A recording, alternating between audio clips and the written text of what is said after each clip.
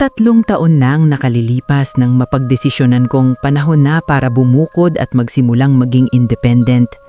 Noon ay nakatira pa ako kasamang aking nanay at nakababatang kapatid na lalaki.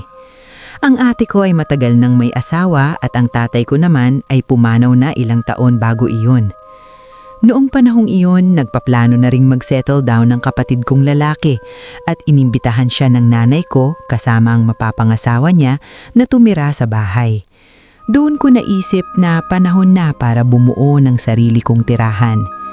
Simula noon, palagi na akong nagre-rent ng mga studio type na apartment dahil maliit, komportable at madaling linisin.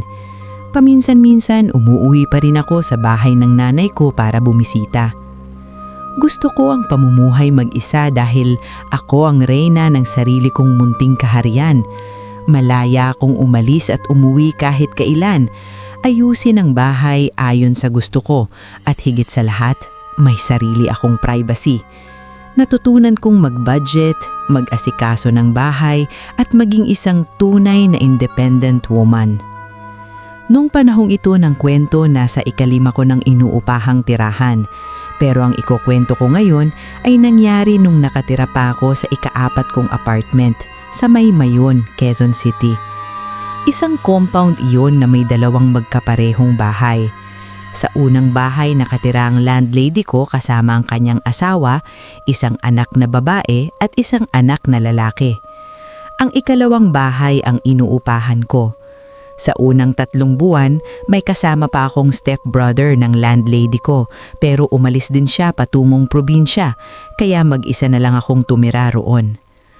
Habang tumatagal ang pananatili ko roon, naging malapit ako sa 10 taong gulang na anak ng landlady ko. Tatawagin ko siyang Bobby. Mabait at malambing siyang bata. Sa murang edad, halata na ang kanyang pagiging malambot na lalo pang nagdagdag sa kanyang charm. Madalas siyang bumibisita sa akin pagkatapos ng klase, kapag galing ako sa trabaho at kahit sa mga araw na day off ko. Madaldal siya, makulit at laging maraming tanong.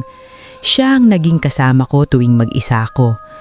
Dahil sa sobrang lapit namin, hindi na rin pinapansin ng mga magulang niya kapag isinasama ko siya minsan sa opisina. Isang araw habang naglalaro kami, ikinuwento niya na nawawala raw ang ilan sa kanyang mga gamit.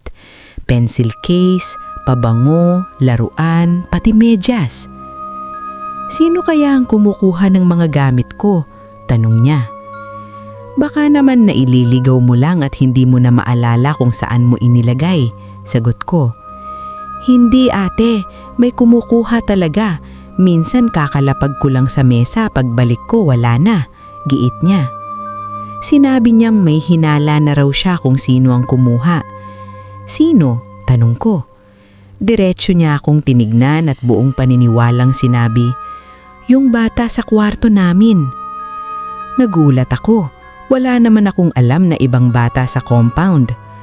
Dahil nabahala ako, kinausap ko ang nanay ni Bobby isang araw na day off ko. Ikinuwento ko ang mga nawawala niyang gamit at ang sinasabi niyang bata. Sa halip na matawa, inamin ng landlady ko na totoo raw ang sinasabi ng anak niya at doon niya ikinuwento ang nakaraan. Matagal na, bago pa mabili ng mga magulang niya ang lupang iyon, may malaking bahay na nakatayo roon. Doon nakatira ang isang mag-asawa at ang kanilang nag-iisang anak. Abala sa negosyo ang mga magulang at halos walang oras sa bata. Ayon sa mga kapitbahay, bukod sa pagpabaya, binubugbog pa raw ang bata. Kinukulong unama siya ng ina sa itaas na bahagi ng bahay tuwing naiingayan siya sa kanya. Isang gabi, nakita raw ang mag-asawa na palihiming umalis dalang mga maleta. Wala ang bata. Hindi na raw ulit nakita ang mag-asawa. Isang linggo ang lumipas dahil sa mabahong amoy na nagmumula sa bahay, pinasok ito ng mga tanod. Doon nila natagpuan ang bangkay ng bata. Nasa estado na ng pagkabulok. Hindi nalaman kung iniwan siyang buhay sa itaas o patay na bago pa tumakas ang mag-asawa. Makalipas ang ilang taon, itinayo ang 2 bahay sa lupang iyon, pero nagsimula ang mga kakaibang pangyayari, nawawalang gamit, iyak sa gabi at yabag ng paa.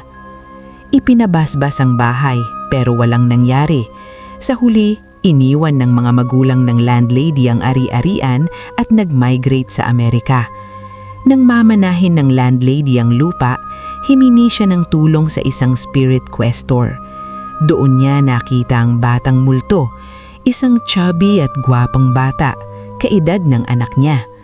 Sinabi ng bata na gusto lang daw niyang magkaroon ng kalaro dahil palagi siyang nang-iisa. Naghihintay pa rin daw siya sa pagbabalik ng kanyang mga magulang. Hanggang ngayon, ayon sa landlady, naroroon pa rin ang bata. Naghihintay.